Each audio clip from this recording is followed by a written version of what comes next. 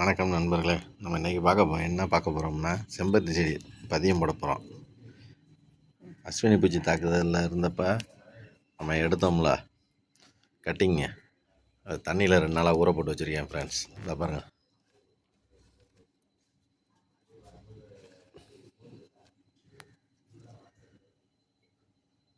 ரெண்டு நாளாக நம்ம ஊற வச்சுருந்தது தண்ணியில் போட்டு. செம்பருத்தி கட்டிங்க தான், அஸ்வினி பூச்சிக்காண்டி. இப்படி கழுவிட்டோம்னா சுத்தமாயிரும் ஃப்ரெண்ட்ஸ். அஸ்வினி பூச்சி போயிடும்.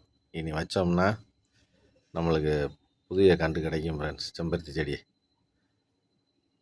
பாருங்கள் எப்படி பதியம் பண்ணுறேன்னு பாருங்கள், எத்தனை எடுத்து வச்சுருந்தேன்னு.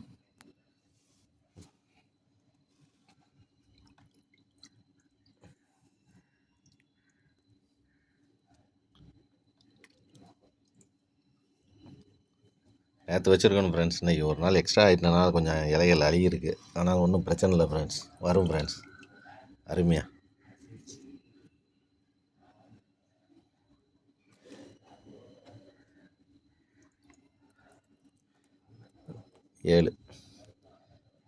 ஏழு குச்சி இருக்குது ஃப்ரெண்ட்ஸ்.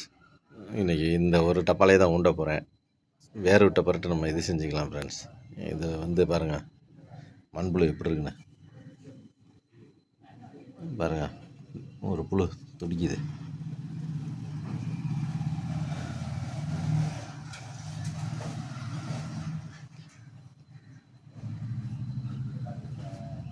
பாருங்கள் ஃப்ரெண்ட்ஸ், இருங்க காட்டுறேன். பார்த்தீங்களா ஃப்ரெண்ட்ஸ், மண்புழு ஏழைகளின் நண்பன், விவசாயிகளின் நண்பன். பாருங்கள், அருமையாக இருக்கா? ஓகே ஃப்ரெண்ட்ஸ், இருங்க அது மண்ணுக்குள்ளே விட்டுருவோம். போங்க.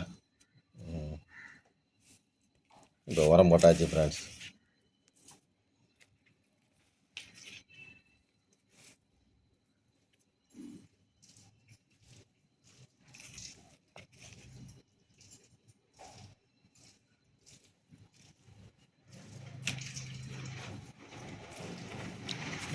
அழுகின காய்கறி ஃப்ரெண்ட்ஸ், நம்ம வீட்டில் வச்சுருந்தது. எப்படி புழு எவ்வளோ இருக்குன்னு பாருங்கள், உயிரியல். இதான் ஃப்ரெண்ட்ஸ் நம்ம செடிக்கு உரமாக்குறது. மக்க வச்சு பாருங்கள் எவ்வளோ புழு இருக்குன்னு.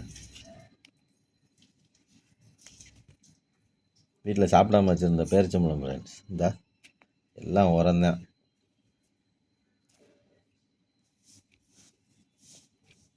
அவ்வளோதான் ஃப்ரெண்ட்ஸ், இனி மண்ணை போட வேண்டியதுதான்.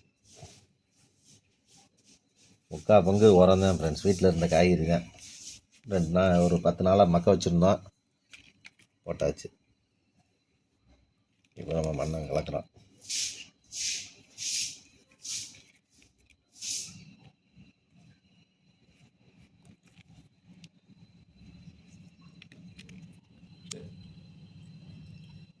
பாருங்கள் ஃப்ரெண்ட்ஸ், நட ஆரம்பிச்சிட்டோம்.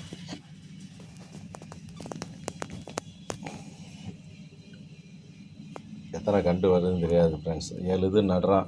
குறைஞ்சது ஒரு 2 3 கூட நமக்கு கண்டு கிடைக்கும். அருமையாக இருக்கும் ஃப்ரெண்ட்ஸ். அவ்வளோதான். 3 நாள் எதுக்கு ஊற வச்சோம்னா, குச்சியில் ஈரச்சத்து தண்ணிச்சத்து இருக்கும் ஃப்ரெண்ட்ஸ். டக்குன்னு காயாது. கிளைமேட்டுக்கு கொஞ்சம் அப்போக்கப்போ வெயில் அடிக்குது ஃப்ரெண்ட்ஸ். அஸ்வினி பூச்சினா லேசாக எடுத்து விட்றணும் ஃப்ரெண்ட்ஸ். இல்லாட்டின்னா திருப்பி இந்த மண்ணுக்குள்ளேயும் அஸ்வினி பூச்சி வந்துடும்.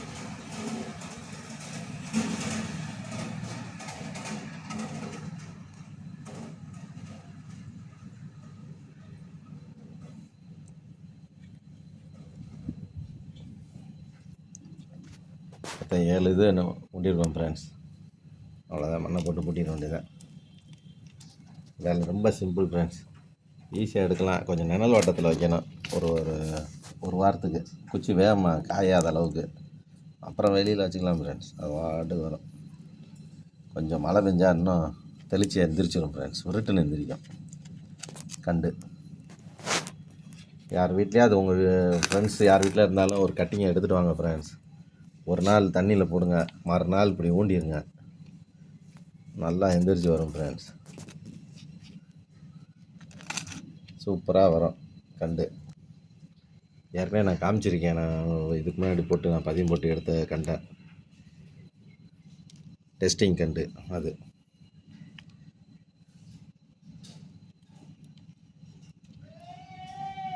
அவ்வளோதான் ஃப்ரெண்ட்ஸ். அப்படியே லைட்டாக தண்ணியை ஊற்றி விட்டோம்னா பிடிச்சிக்கிடும் ஃப்ரெண்ட்ஸ். வேறு லேசாக விட்டு போனோம்னா கீழே போட்ட உரம் நீங்களே பார்த்துருப்பீங்க எவ்வளோ நுண்ணுயிரியோட உரம் உள்ளே போட்டிருக்கோம்னு. அதனால் வேகமாக வளரும் ஃப்ரெண்ட்ஸ். செம்பருத்தி பதியம் போடுறது ரொம்ப ஈஸி. பாருங்கள், செடி முளைச்ச பிறட்டு காட்டுறேன் ஃப்ரெண்ட்ஸ். பதியம் போட்டு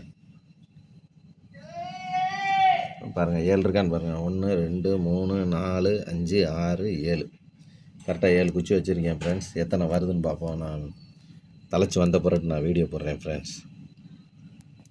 அவ்வளோதான் ஃப்ரெண்ட்ஸ். லேசாக தண்ணியை ஊற்றி விட்டோம்னா போதும் ஃப்ரெண்ட்ஸ். ஊற்றி ஒரு நிழல் வாட்டத்தில் வைக்கணும் ஃப்ரெண்ட்ஸ். வெயில் விடாத இடத்துல, கொஞ்சம் லேசாக வெயில் வர இடமா இருக்கணும்.